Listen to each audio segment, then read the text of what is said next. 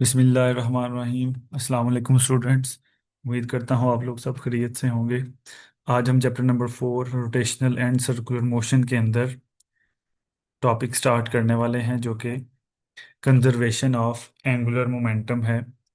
Dear students, जिस तरह chapter number 3 के अंदर हमने कंजर्वेशन ऑफ लीनियर मोमेंटम पढ़ा था, उसी तरह आज हम चैप्टर नंबर 4 के अंदर कंजर्वेशन ऑफ एंगुलर मोमेंटम को डिस्कस करेंगे। डियर स्टूडेंट्स, इस टॉपिक से पहले हमने रिलेशन बिटवीन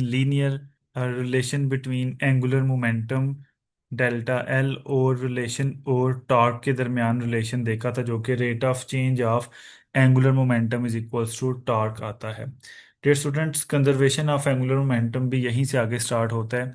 जिस तरह हम कंजर्वेशन ऑफ लीनियर मोमेंटम के अंदर कहते थे कि अगर किसी सिस्टम के ऊपर लगने वाली नेट फोर्स ज़ीरो हो तो उस सिस्टम का इनिशियल मोमेंटम और फाइनल मोमेंटम आपस में इक्वल होता है। डियर स्टूडेंट्स, हम जानते हैं कि जो रोल लीनियर मोशन के अंदर फोर्स का होता है, सेम रोल एंगुलर मोशन के अंदर टॉर्क प्ले करती है। ठीक है, तो अब हम इसकी डेफिनेशन को जब देखते हैं तो वो क्या है कि in the absence of any external torque, कि किसी भी टॉर्क जब किसी ऑब्जेक्ट के ऊपर कोई टॉर्क एक्ट ना हो रही हो, the angular momentum of a system remains constant, तो सिस्टम का एंगुलर मोमेंटम जो है वो कांस्टेंट रहता है। हमने जो रिलेशन देखा था लास्ट लेक्चर के अंदर वो था rate of change of angular momentum equals to applied torque. तो अब जब सिस्टम के ऊपर लगने वाली टॉर्क ज़ीरो होगी तो उसका जो rate of change of angular momentum होगा वो भी क्या होगा, ज़ीरो के इक्वल होगा। तो यहाँ से हम एंगुलर मोमेंटम को देखेंगे, इनिशियल और एंगुलर मोमेंटम किसके इक्वल आता है। तो डियर स्टूडेंट्स, डेल्टा टी यहाँ पे डिवाइड हो रहा है, ऊपर जाके मल्टीप्लाई करेंगे तो ये रिजल्ट क्या आएगा, delta L will be equals to zero आएगा। और this is a change in momentum जिसको हम final momentum minus initial momentum से ड्राइव करते हैं, and this will be equals to zero. और यहाँ से हम इनिशियल मोमेंटम को राइट साइड पे शिफ्ट करें तो फाइनल मोमेंटम किसके इक्वल आएगा, इनिशियल मोमेंटम के इक्वल आएगा। So on the same basis, जिस तरह initial linear momentum final linear momentum के इक्वल आता था, सिमिलरली यहाँ पे angular momentum final angular momentum initial के इक्वल आता है। So this is the statement of conservation of angular momentum के सिस्टम का इनिशियल और फाइनल एंगुलर मोमेंटम जो है वो सेम रहता है। ठीक है, और हम ये देख के आए हैं कि जो एंगुलर मोमेंटम है वो आई ओमेगा के इक्वल होता है। अब अगर फाइनल एंगुलर मोमेंटम है तो उसको आई ओमेगा की फॉर्म में लिखेंगे तो वो आई एफ ओमेगा एफ आएगा। और इनिशियल मोमेंटम को अगर आई ओमेगा की फॉर्म में लिखेंगे तो वो इनिशियल आई और इनिशियल एंगुलर वेलोसिटी की फॉर्म में लिखा जाएगा। तो डियर स्टूडेंट, जब भी हम कंजर्वेशन ऑफ मोमेंटम की बात करते हैं तो हम ओवरऑल इस प्रोडक्ट की बात करते हैं कि ये प्रोडक्ट जो है सिस्टम का, ये क्या है, कांस्टेंट रहना चाहिए। ये कांस्टेंट रहने का क्या मतलब है कि अगर फॉर एग्जांपल किसी केस के अंदर ऑब्जेक्ट का इनिशियल मोमेंट ऑफ इनर्शिया जो है वो ज़्यादा हो, तो इस प्रोडक्ट को कांस्टेंट रखने के लिए उसकी जो इनिशियल एंगुलर वेलोसिटी है वो उतनी कम हो जाती है। सिमिलरली दूसरा केस है कि अगर किसी ऑब्जेक्ट का जो मोमेंट ऑफ इनर्शिया है वो कम हो, तो इस प्रोडक्ट को मेंटेन करने के लिए उस ऑब्जेक्ट की जो फाइनल एंगुलर वेलोसिटी है वो उतनी ज़्यादा बढ़ जाती है ताकि ओवरऑल ये प्रोडक्ट कांस्टेंट रहे और ऑब्जेक्ट जो है वो एंगुलर मोमेंटम की को कंजर्व रखे। तो इसी ये जो इक्वेशन आपको नज़र आ रही है, I F omega F is equals to I I और ओमेगा आई, इसको क्या कह रहे हैं, this equation shows that number one, the moment of if the moment of inertia decreases, कि अगर किसी ऑब्जेक्ट का मोमेंट ऑफ इनर्शिया डिक्रीज कर जाए तो प्रोडक्ट मेंटेन रखने के लिए उसकी एंगुलर वेलोसिटी क्या है, इंक्रीज कर जाती है। ठीक है, और दूसरे नंबर पे डियर स्टूडेंट्स क्या कहा जा रहा है कि अगर if the moment of inertia increases, कि अगर किसी ऑब्जेक्ट का मोमेंट ऑफ इनर्शिया इंक्रीज हो जाए तो उसका प्रोडक्ट मेंटेन रखने के लिए उसकी एंगुलर वेलोसिटी डिक्रीज हो जाती है। ठीक है, तो ये दोनों जो हैं वो यही बता रहे हैं, ताकि जो सिस्टम का एंगुलर मोमेंटम का प्रोडक्ट है वो ओवरऑल कांस्टेंट रहे, मेंटेन रहे। ठीक है जी। तो ये सिंपल सा कंजर्वेशन ऑफ एंगुलर मोमेंटम था। अब हमने इससे रिलेटेड कुछ एग्जांपल्स को देखने हैं जिनके अंदर कंजर्वेशन ऑफ मोमेंटम को फॉलो किया जा रहा है, और जो है वो उसकी एप्लीकेशन को यूटिलाइज करते हैं डेली लाइफ के अंदर। तो सबसे पहले जो एग्जांपल है वो है स्पिनिंग आइस स्केटर्स के नाम से। ठीक है डियर स्टूडेंट्स, आपने अक्सर जो करतब कर रहे होते हैं उनको ये देखा होगा कि वो एक रोटेशनल व्हील के ऊपर खड़े हुए होते हैं, और वो जब अपने हैंड्स को एक्सटेंड करते हैं तो उनकी वेलोसिटी जो है वो रोटेशनल एंगुलर वेलोसिटी कम हो जाती है, और जब वो अपने हैंड्स को अपनी बॉडी के करीब लेके आते हैं तो वो तेज़ी के साथ रोटेट करना शुरू कर देते हैं। तो इसके पीछे की साइंस क्या है, आज हम उसको देखेंगे। तो क्या कह रहे हैं, व्हेन एन आइस स्केटर, ये जो परफॉर्मर है इसको आइस स्केटर कहा जाता है। When an ice skater extends the arms, जब एक आइस स्केटर अपने आर्म्स को एक्सटेंड करता है, moment of inertia increases and the angular velocity decreases. Dear student, अगर ये जो फर्स्ट डायग्राम आपको नज़र आ रही है, इसको अगर हम इनिशियल कंडीशन मान लें, यानी कि ये इनिशियल स्टेज है उसकी, जिसके अंदर उसने अपने हैंड्स को एक्सटेंड किया हुआ है। डियर स्टूडेंट, अगर इसका मैं एक्सिस ऑफ रोटेशन ड्रॉ करूं जो कि बॉडी की सेंटर में से पास कर रहा है, तो इस बॉडी का लास्ट पॉइंट ये है। ठीक है, ये जो फिंगर है ये इसका लास्ट पॉइंट है। तो फिंगर से लेके एक्सिस ऑफ रोटेशन तक का ये जो परपेंडिकुलर डिस्टेंस है, this is called R actually. तो हम जानते हैं, हमने मोमेंट ऑफ इनर्शिया आई का फार्मूला पढ़ा, it is actually equals to M R square. यानी कि जिस ऑब्जेक्ट का मूवमेंट रेडियस यानी कि एक्सिस ऑफ रोटेशन से डिस्टेंस ग्रेटर होगा, उसका मोमेंट ऑफ इनर्शिया आई भी ग्रेटर होगा, और जिसका मोमेंट ऑफ इनर्शिया ग्रेटर होगा, हम जानते हैं उसकी ये जो प्रोडक्ट है एंगुलर मोमेंटम का, L is equals to I omega. इसको कंजर्व रखने के लिए उसकी उतनी एंगुलर वेलोसिटी कम हो जाएगी। सो यहाँ पे देखें टॉप पे क्या लिखा हुआ है, इसका moment of inertia I large है और इसकी एंगुलर वेलोसिटी उतनी कम है ताकि ये इस प्रोडक्ट को मेंटेन रख सके। ठीक है, तो दूसरे नंबर पे दूसरे पॉइंट में क्या कह रहे हैं, when the ice skater pulls the arms close to the body, the moment of inertia decreases and the angular velocity increases. कि जब इसी ऑब्जेक्ट का, अब अगर हम इसका एक्सिस ऑफ रोटेशन ड्रॉ करें, ये इसका एक्सिस ऑफ रोटेशन है जिसके अराउंड ये रोटेट कर रहा है, तो अब इसका लास्ट पॉइंट बॉडी का लेट से ये है, तो यहाँ से एक्सिस ऑफ रोटेशन तक का जो डिस्टेंस है आर। डियर स्टूडेंट, अगर देखें तो ये आर इस दफ़ा बहुत कम है, जिसकी वजह से इसका मोमेंट ऑफ इनर्शिया कम होगा। मोमेंट ऑफ इनर्शिया जब कम होगा तो इस प्रोडक्ट को L is equals to omega I को कंजर्व रखने के लिए, मेंटेन करने के लिए, इसको अपनी उतनी एंगुलर वेलोसिटी बढ़ानी पड़ेगी। ठीक है, तो हम देखते हैं कि ये जब अपनी आर्म्स को अपनी बॉडी की तरफ लेके आता है तो इसकी एंगुलर वेलोसिटी जो है वो बढ़ जाती है। ठीक है जी। तो अब हम ये एक्चुअली इसके पीछे की सारी साइंस है, जिसके अंदर वो अपनी कभी एंगुलर वेलोसिटी को कभी इंक्रीज करता है कभी डिक्रीज करता है, उसको बड़ी इजीली कंट्रोल कर रहा होता है by changing the position of his arms. तो इसके अंदर कंजर्वेशन कैसे फॉलो हो रही है, अब इसको भी देख लेते हैं। क्या क्या कह रहे हैं, since no external torque act, यानी कि जब एक दफ़ा इसको रोटेट करके छोड़ दिया जाता है तो रोटेशन के बाद उसके ऊपर कोई टॉर्क अप्लाई नहीं हो रही होती। ठीक है, तो ये मीन्स कि उसका फाइनल और इनिशियल मोमेंटम कंजर्व रहता है। I F omega F is equals to I I omega I के इक्वल है, क्योंकि उसका जो final angular momentum, final moment of inertia है वो कम होता है इनिशियल मोमेंट ऑफ इनर्शिया से। तो उसके प्रोडक्ट को कंजर्व रखने के लिए फिर उसकी फाइनल जो एंगुलर वेलोसिटी है वो बढ़ जाती है इनिशियल एंगुलर वेलोसिटी के कंपैरिजन में, तो वो बड़े ही आसानी से अपनी स्पीड को कंट्रोल कर लेता है।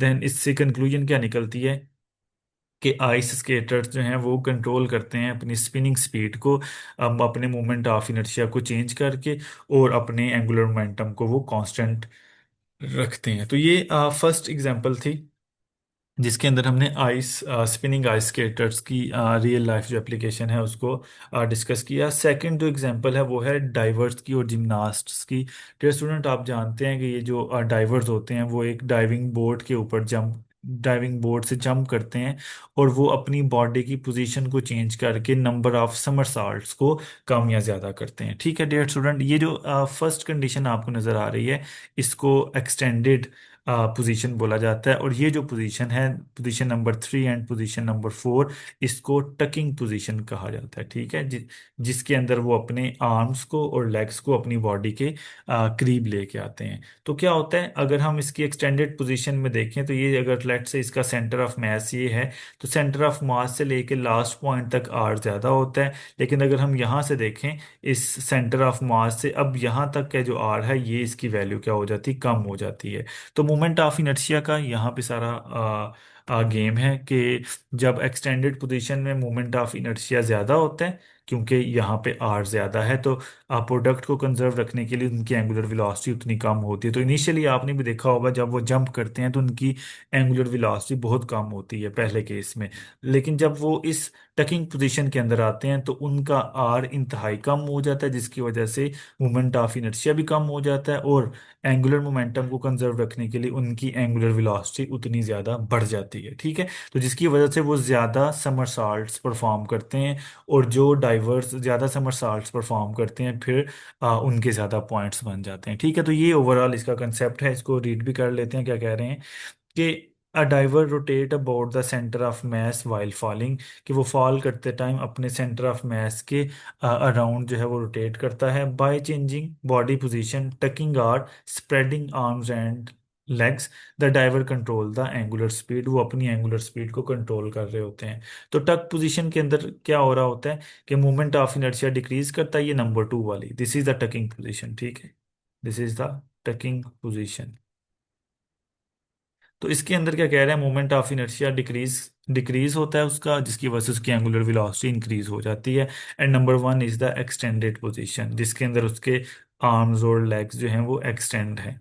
ठीक है, इसके अंदर उसका आर जो है वो ज़्यादा होता है, जिसकी वजह से मोमेंट ऑफ इनर्शिया बढ़ जाता है और उसकी एंगुलर वेलोसिटी डिक्रीज हो जाती है। एंड सेम रीज़न है कि एंगुलर वेलो जब I final moment of inertia कम होता है, तो प्रोडक्ट को कंजर्व रखने के लिए फाइनल एंगुलर वेलोसिटी बढ़ जाती है। सिमिलरली जब उसका इनिशियल मोमेंट ऑफ इनर्शिया ज़्यादा होता है, तो प्रोडक्ट को कंजर्व रखने के लिए उसकी इनिशियल एंगुलर वेलोसिटी जो है वो कम होती है। ठीक है, तो ये इसको अपनी बॉडी की पोजीशन को चेंज करके वो बड़ी इजीली नंबर ऑफ समरसॉल्ट्स को कम या ज़्यादा कर लेते हैं। तो ये दूसरी एग्जांपल थी कंजर्वेशन ऑफ एंगुलर मोमेंटम की। थर्ड एग्जांपल की तरफ चलते हैं, which is the gyroscope. Dear students, gyroscope जो है वो एक डिवाइस है जिसको यूजुअली हम जो है वो स्टेबिलिटी के लिए यूटिलाइज करते हैं। ठीक है, ये क्या है कि ये कंजर्वेशन ऑफ एंगुलर मोमेंटम को फॉलो करती है और अपनी पोजीशन को मेंटेन रखती है। ठीक है जी, तो अ gyroscope maintain its orientation due to conservation of angular momentum. It consists of rapidly spinning wheel called rotor mounted on a frame called a gimbal. इसकी दो ये एक यहाँ पे दरमियान में इसका एक रोटेटिंग पार्ट होता है जिसको रोटर बोला जाता है, और जिस स्ट्रक्चर के अंदर ये रोटर होता है इसको गिम्बल बोला जाता है। ठीक है जी, तो ये जो साथ वाली फिगर में रेडिश पार्ट आपको नजर आ रहा है, दिस इज द रोटर।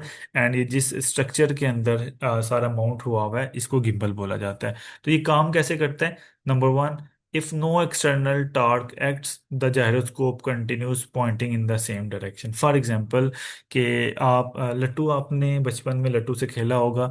अगर हम लट्टू को घुमाए बगैर ज़मीन के ऊपर रखें तो वो नीचे गिर जाता है, आप जानते हैं। लेकिन अगर हम उसको घुमा के छोड़ दें तो वो उसी अब वर्टिकल पोजीशन में रोटेट करता रहता है, रोटेट करता रहता है, और तब तक रोटेट करता रहता है जब तक वो उसकी एंगुलर स्पीड जीरो ना हो जाए, गिर ना जाए। तो सिमिलरली जब इसके ऊपर कोई एक्सटर्नल टार्क एक्ट नहीं करती, तो जायरोस्कोप जो है वो सेम डायरेक्शन के अंदर अपनी जो मोशन है उसको कंटिन्यू रखता है, वो रोटेट करता रहता है अपनी वर्टिकल पोजीशन के अंदर। लेकिन जब आप इसके ऊपर एक्सटर्नल टार्क अप्लाई करते हैं, जैसे फॉर एग्जांपल आप इसको इस पॉइंट से टर्न करने की ट्राई करते हैं, तो जायरोस्कोप अपनी पोजीशन को चेंज कर लेता है। लेकिन इसकी ये प्रॉपर्टी होती है कि इस पॉइंट से इस पॉइंट पे आने तक पोजीशन चेंज होते टाइम ये रेजिस्टेंस प्रोवाइड करता है। ठीक है, एंगुलर मोमेंटम की वजह से, क्योंकि एंगुलर मोमेंटम का क्या फार्मूला होता है, L is equals to I omega ना। तो एंगुलर मोमेंटम को कंजर्व रखने के लिए ये क्या है, ये मूवमेंट ऑफ इनर्शिया इसके अंदर होता है, यानी कि ये अपनी जो ओरिएंटेशन है उसको चेंज करने में रेजिस्टेंस प्रोवाइड करता है। तो क्या कह रहे हैं, if the external torque is applied the direction of the angular momentum vector change, इसकी डायरेक्शन ये चेंज हो जाएगी, वर्टिकल से यूं टिल्टेड पोजीशन में आ जाएगा। The gyroscope resist change in orientation because of conservation of angular momentum. ठीक है जी। तो इसको डेली लाइफ में कहाँ कहाँ यूटिलाइज किया जाता है? एयरक्राफ्ट नेविगेशन सिस्टम्स के अंदर यूटिलाइज किया जाता है बच्चों। अब जानते हैं कि पायलट्स जो हैं वो, हाँ, प्लेन को टेक ऑफ करवाने के कुछ टाइम के बाद वो रेस्ट करते हैं और प्लेन को ऑटो पायलट मोड के ऊपर चलाते हैं। तो क्या होता है, तो प्लेन की स्टेबिलिटी, प्लेन की ओरिएंटेशन मेंटेन रखने के लिए जायरोस्कोप सेंसर को यूज़ किया जाता है। ठीक है। फिर शिप्स के अंदर और सबमरीन्स के अंदर इसको यूटिलाइज किया जाता है, स्पेस क्राफ्ट के अंदर यूटिलाइज किया जाता है, और सिस्टम, कोई भी सिस्टम है उसकी स्टेबिलिटी को उसको स्टेबल रखने के लिए भी जायरोस्कोप को यूटिलाइज किया जाता है। तो ये थर्ड एग्जांपल थी जायरोस्कोप की। लास्ट एग्जांपल की तरफ चलते हैं, विच इज़ फ्लाई व्हील। तो फ्लाई व्हील बच्चों, आपने ये हैवी मशीन्स और इंजन्स के साथ अटैच हुआ हुआ देखा देखा होगा। ये एक आपको सॉलिड सर्कुलर सी डिस्क नज़र आ रही है जिसको हम फ्लाई व्हील बोलते हैं। तो ये फ्लाई व्हील एक हैवी रोटेटिंग व्हील होता है जिसको इंजन्स के अंदर और मशीन्स के अंदर यूटिलाइज किया जाता है। जब व्हील स्पिन करता है हाई स्पीड के ऊपर, तो इसके अंदर क्या होता है, लार्ज मोमेंट ऑफ इनर्शिया पाया जाता है और लार्ज मोमेंटम पाया जाता है। अभी मैंने रिलेशन लिखा था L is equals to I omega. जब किसी ऑब्जेक्ट के अंदर मोमेंट ऑफ इनर्शिया ज़्यादा होगा तो उसका एंगुलर मोमेंटम भी ज़्यादा होगा। ठीक है। और ड्यूरिंग इट्स ऑपरेशन ये some time the engine supplies more energy, some time it supplies less energy. तो क्या होता है, जब इंजन अपना ऑपरेशन परफॉर्म कर रहा होता है तो कभी कभार आप जानते हैं जब उसकी स्पीड बढ़ जाती है तो वो ज़्यादा एनर्जी प्रोवाइड करता है, और किसी वजह से अगर स्पीड कम हो जाए तो उसकी एनर्जी भी कम हो जाती है। अब हमने देखना है ये कंजर्वेशन को कैसे फॉलो कर रहा है। तो क्या कह रहे हैं, because the fly wheel has a large moment angular momentum it resist sudden change in the rotational speed. कि अगर एक दफ़ा ये अपनी स्पीड को मेंटेन कर ले तो उसके बाद स्पीड के इंक्रीज होने में और स्पीड के डिक्रीज होने में ये रेजिस्टेंस प्रोवाइड करता है। इट कंटिन्यूज रोटेटिंग स्मूथली, और ये स्मूथली रोटेट करता रहता है, एक ही स्पीड के साथ रोटेट करता रहता है। तो क्या कह रहे हैं, जब अगर आप इसकी स्पीड इंक्रीज करें तो when extra energy is available, यानी कि जब आप स्पीड इंक्रीज करते हैं तो इसके पास एक्स्ट्रा एनर्जी आ जाती है, the fly wheel speed up slightly and store the energy, और ये उस एनर्जी को फिर अपने अंदर अपनी स्पीड बढ़ा के स्टोर कर लेता है। नंबर 2 पॉइंट में क्या कह रहे हैं कि when the engine produces less energy, जब इंजन लेस एनर्जी प्रोड्यूस कर रहा हो किसी भी वजह से, the fly will release the stored energy by slowing down slightly. तो ये अपनी स्पीड को हल्का सा स्लो डाउन करता है और जो इसने अपने अंदर एनर्जी स्टोर की होती है उसको रिलीज कर देता है। और ये जो इसकी स्पीड स्लो डाउन होती है वो इंतहाई कम होती है, कि नियरली इसका जो स्पीड है वो कांस्टेंट रहती है, यानी कि जितनी पहले थी उतनी ही रहती है। और ये कंजर्वेशन ऑफ मोमेंटम को फॉलो करके एनर्जी को स्टोर भी करता है और एनर्जी को रिलीज भी करता है। ठीक है। तो ये आज का टॉपिक था। अगर आप लोगों को टॉपिक पसंद आया, टॉपिक समझ आ गया, तो वीडियो को लाइक करें, चैनल को सब्सक्राइब करें और फ्रेंड्स के साथ इसको शेयर भी करें, और जो बेल आइकन है उसको हिट करें। Thank you so much. अल्लाह हाफिज़।